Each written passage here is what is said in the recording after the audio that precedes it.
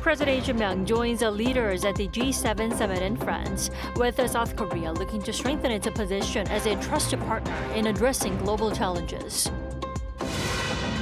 While the details of Friday's MOU between the U.S. and Iran remain under wraps, divisions between the two sides are already beginning to emerge. Meanwhile, U.S. stocks surged while crude prices fell sharply as investors welcomed the news that Washington and Tehran have reached a digital MOU, paving the way for peace. President Daejeon's trip to Europe now comes on to its final and most high-profile event, the G7 summit in France. Over the next 2 days, he'll join world leaders to discuss some of the world's biggest challenges, including development cooperation, economic imbalances, and artificial intelligence. Our Blue House correspondent Song Yujin has a preview. The final stop of President Lee Jae-myung's 10-day trip to Europe is France, where he will attend the G7 summit. By attending the G7 summit for the second straight year, Korea is expected to further cement its standing as a G7-plus country with growing global responsibilities. The invitation also reflects the G7's continued confidence and expectations for the Lee administration. Upon arriving in Evian, Lee will join French President Emmanuel Macron and the leaders of other invited countries for a group photo before taking part in a working session titled Forging New Partnerships and Rebuilding International Solidarity. There, participants will discuss ways to strengthen development cooperation as global aid funding shrinks.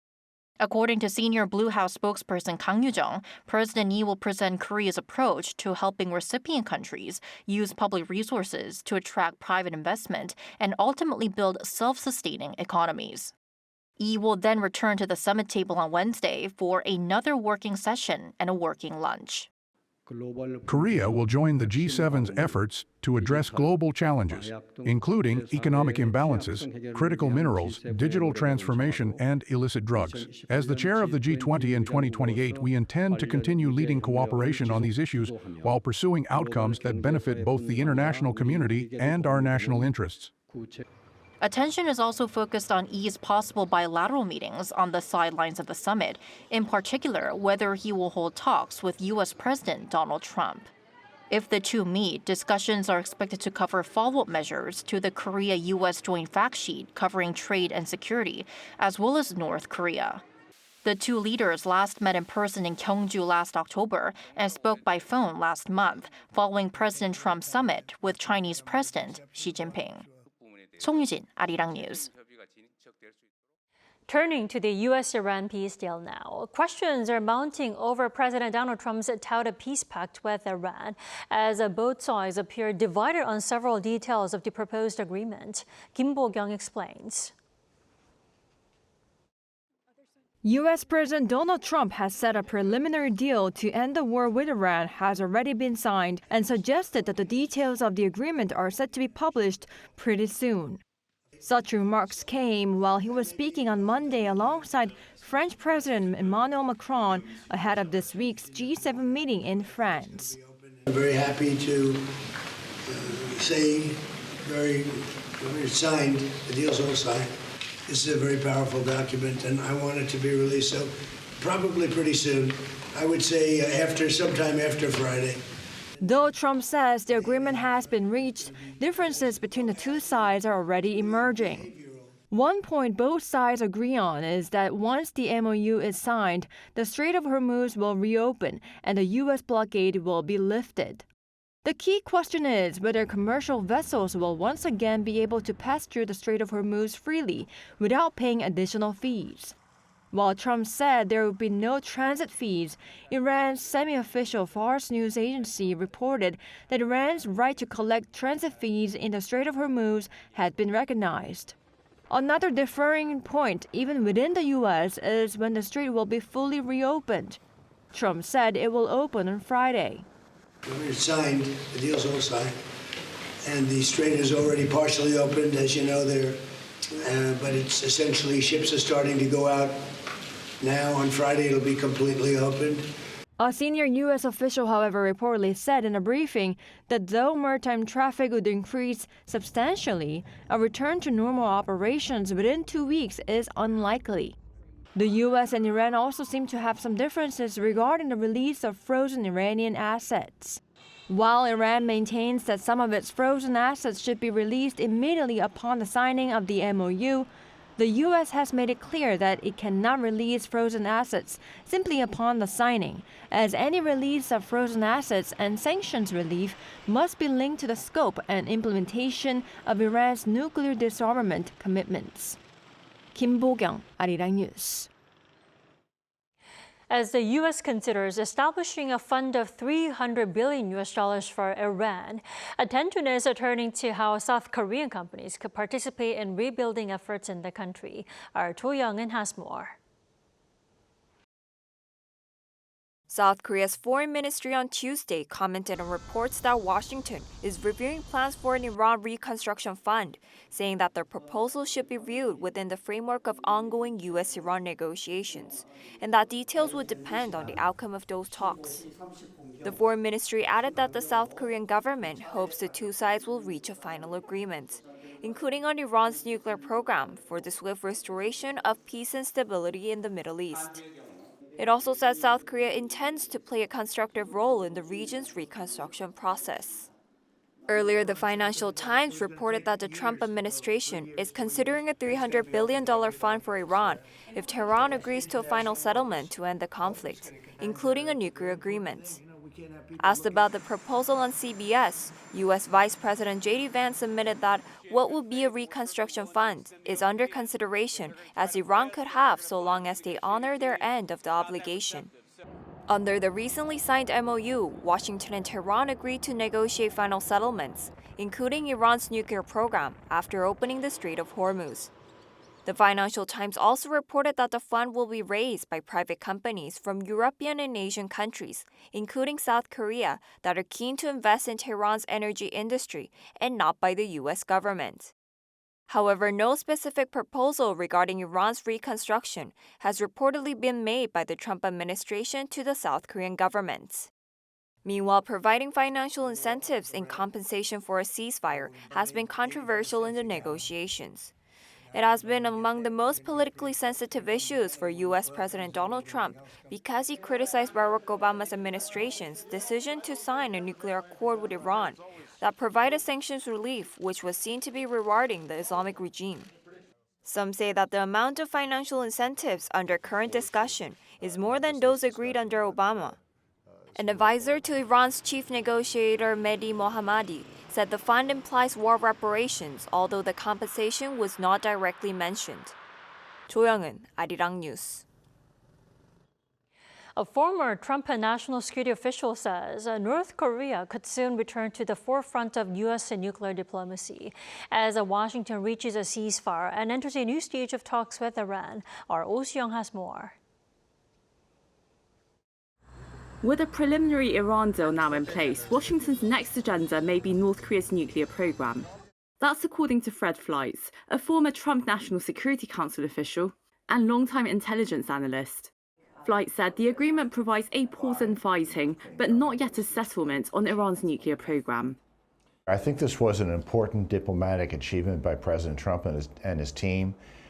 To be clear that this is an agreement, but then the hard part starts. There's going to be a 60-day process of intense negotiations on other elements of a final agreement, especially the disposition of Iran's nuclear program, highly enriched uranium that is buried in the country, and other elements for a final settlement. Fleitz has long warned that determined proliferators can use diplomacy to secure concessions without abandoning their nuclear ambitions. His new book, North Korea, Nuclear Brinkmanship and the Oval Office, looks at how Pyongyang continued to build its nuclear arsenal throughout decades of diplomacy. We now know we believe North Korea has at least 50 nuclear bombs. And that happened because the world didn't do enough to stop it from getting them. Now with Iran pursuing nuclear weapons, it sort of shows how if we weigh in right now with Iran, we can stop it from becoming another North Korea. He also points to North Korea's growing partnership with Russia, making it harder for the U.S. to negotiate with the regime. But the North Korean nuclear weapon program has still gotten more dangerous over the last few years. I think because Joe Biden did not have a competent North Korean policy, but also North Korea has become so close to Russia to assist Putin in his war against Ukraine. It's simply benefiting so much economically and also in terms of technology for its missile program, for submarines. Negotiating with the North now will be much harder. Even so, Flights believes renewed engagement remains possible. I think Trump's still going to push for that. There actually was a tweet over the weekend. I think Trump's thinking that with the Iran war maybe being wrapped up, he can focus on North Korea. I think that would be the right way to go. I think if there are talks, the U.S. will enter them without preconditions, and he will try to do what he can to get Kim to agree to a process to denuclearize the country. For Flights, North Korea and Iran pose the same test for Washington, ensuring engagement slows their nuclear ambitions rather than buying them more time. U.S Arirang News.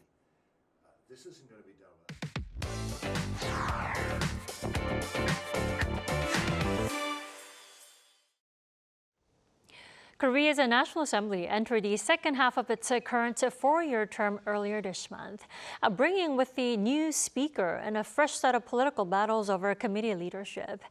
Meanwhile, parliamentary confirmation hearings for the president's nominee for prime minister are now taking shape. Our political correspondent Moon Hae-ryun joins me in the studio to tell us more. Welcome, Hae-ryun. Good evening, Tammy. Hae-ryun, so what is the current status of the legislative leadership and how is it shaping the atmosphere in parliament? So the second half of the 22nd National Assembly's term officially commenced on June 5th with the election of six-term lawmaker Cho Jung-sik as the new speaker. And since taking office, Cho has wasted no time. In the 10 days since his election, he has held a series of high-level meetings with senior government figures, making it very clear that he intends to set a brisk legislative pace. Last week, he received the presidential chief of staff Kang Hoon-sik and outgoing Prime Minister Kim Min-seok at the National Assembly. They agreed that the Assembly needed to act swiftly on a parliamentary inquiry into the ballot paper shortage that disrupted the June 3rd local elections, an incident that drew widespread concern about the integrity of the voting process. Then on Monday, he met with Finance Minister Koo Yoon-chol, pressing the government to put a windfall of tax revenues generated by a boom in the semiconductor industry to effective use, with particular attention to persistent youth unemployment. Across all of these meetings, the Speaker has consistently signaled his intent to move legislation quickly, saying he will do his utmost to build an assembly that delivers real and tangible results for the public. He also made constitutional reform a signature goal in his inaugural remarks. Well, the new assembly leadership also marks the start of negotiations. Who chairs which committees? Hae-ryun, how are those talks going so far? So with the new Speaker's leadership team now in place, the ruling Democratic Party and the main opposition People Power Party are beginning talks on how to divide up key committee chairmanships. And the biggest point of contention is the Legislation and Judiciary Committee, which acts as a final gateway for bills before they reach a full floor vote, making its chair one of the most powerful positions in the Assembly. Formal negotiations began in earnest this week, with the DP arguing that the ruling party must chair the committee to ensure that livelihood and reform legislation moves without obstruction. The PPP, for its part, points to a long-standing convention. The largest party takes the speakership and the second largest takes the Judiciary Committee chair as a check on the majority's power. The rhetoric has sharpened quickly. The PPP's demand for the Judiciary Committee chair is nothing short of declaring a strike on the public's livelihood. If the president's words about the need for inclusivity and openness for all are sincere, then the ruling party should first give up the Judiciary Committee chair. Beyond the Judiciary Committee, negotiations over the chairs of committees covering financial regulation, trade and industry, and science and broadcasting are also expected to lead to friction. And there is also a Prime Minister confirmation hearing in the pipeline. Hae-ryun, where does that stand? So earlier this month, President Lee nominated Han Sung-seok, who was the former minister for the small and medium-sized enterprises, to succeed outgoing Prime Minister Kim Min-seok. And yesterday, the DP and the PPP provisionally agreed on the membership of the 13-member Special Confirmation Committee. No date has been formally set, but June 25th and 26th are the leading candidates, since under current law, law, the hearing must be concluded by June 30th, which is 20 days from the date the request was submitted. The issue expected to dominate the hearing is the nominee's property holdings, with the PPP to question whether that record is consistent with President Yi's stated preference for limiting the influence of multiple homeowners in housing policy. The DP, however, will focus on her policy experience and administrative qualifications, highlighting the fact that she already underwent extensive vetting when she previously served as the Minister of SMEs and Startups. Well, it'll be another busy week at the National Assembly. Heatwave, do keep us posted. Thank you for coming in tonight. Thank you for having me.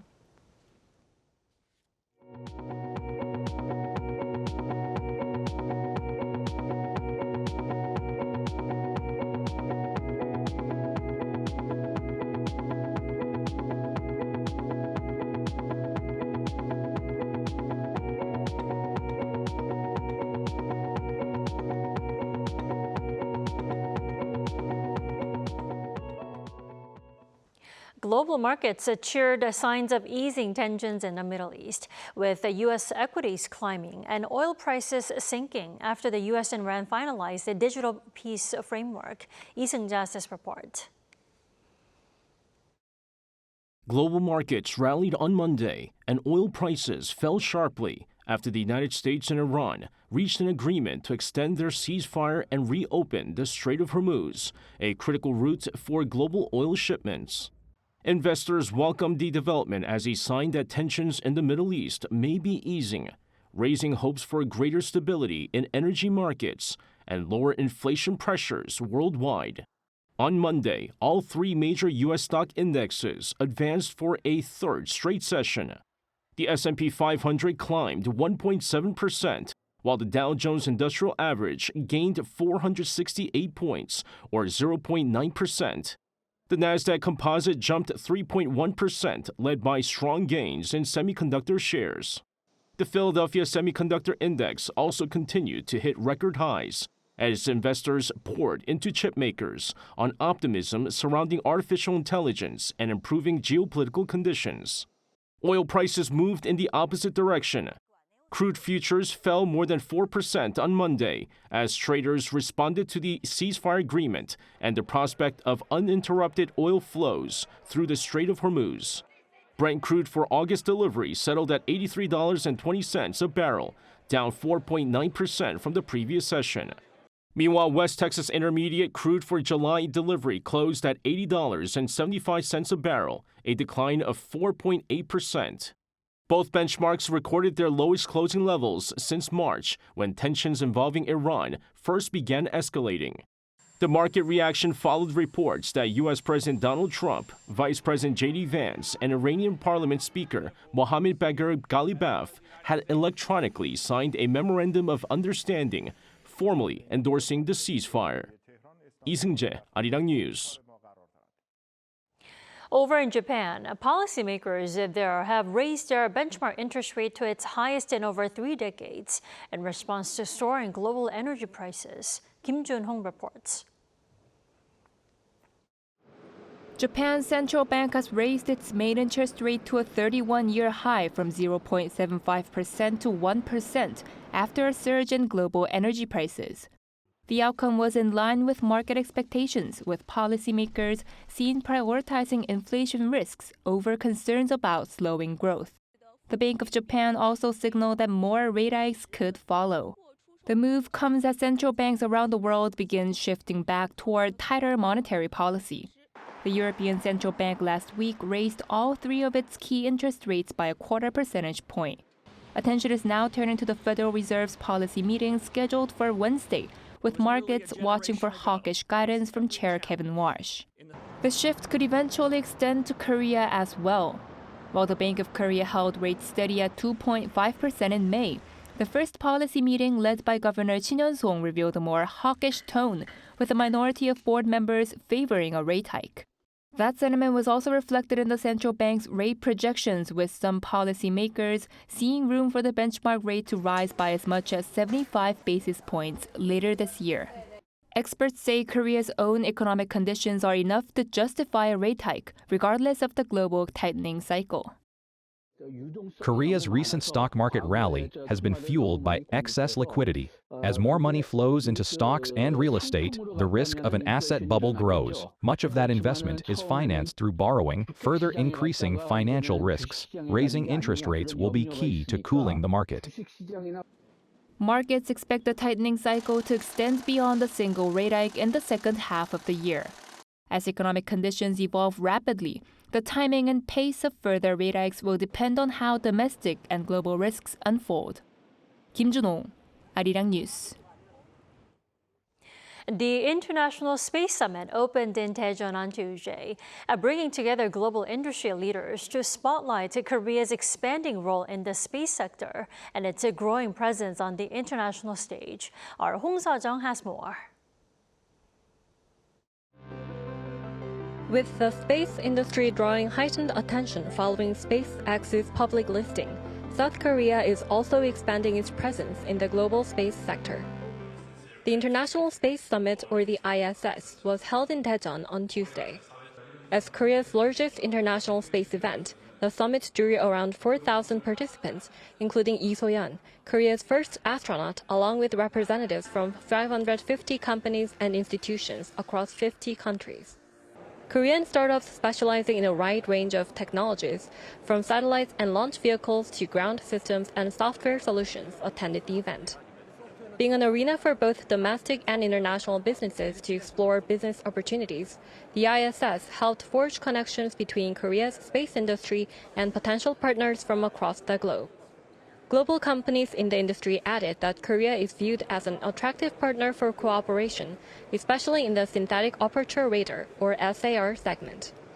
For collaboration, Korea, we have amazing talent pool, and we've also got this intricate network of government to corporate support that's basically, providing support for, entrepreneurs. And then on top of that, I think Korea has this international approach to everything they do. So I think Korea is an amazing place where we see that all the time with the local government, with the local companies and people that work within that community. Industry professionals say that further advances in software and data services will strengthen Korea's space ecosystem and expand opportunities across the industry. Korea is strengthening its capabilities in ground segment systems through companies like Contech. If the software sector continues to grow as well, I believe the country will be able to take advantage of the full spectrum of its space industry. Contech, which co-hosted the summit with the Daejeon metropolitan government, underscored the importance of the event as a venue for global networking and collaboration.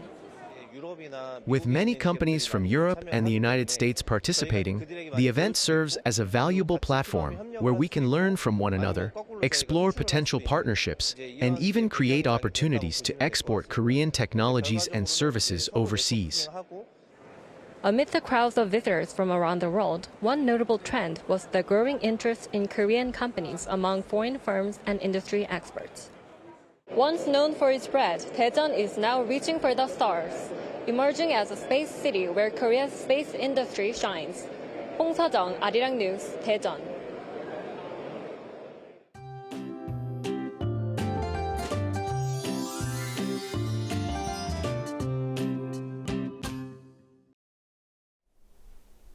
Hot weather will continue for the next several days, with Seoul's daytime highs remaining above 30 degrees Celsius.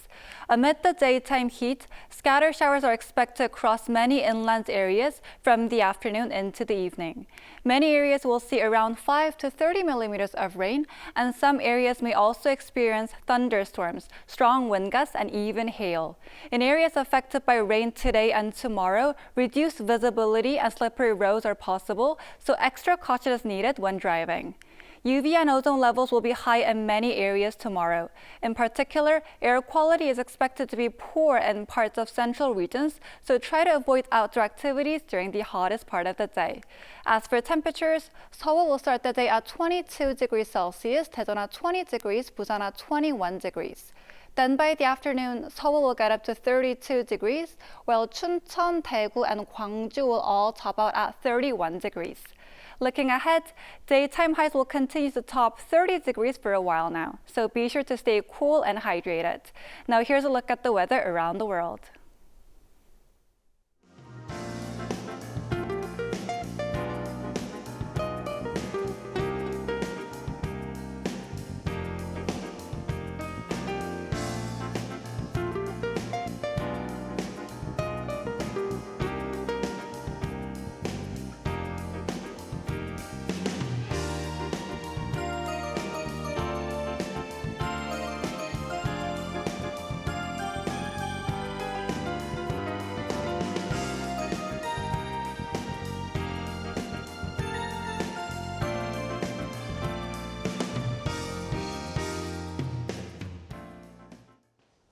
That is all we have for tonight. I'm Kim Dami. From all of us here at Arirang, thanks for watching and good night.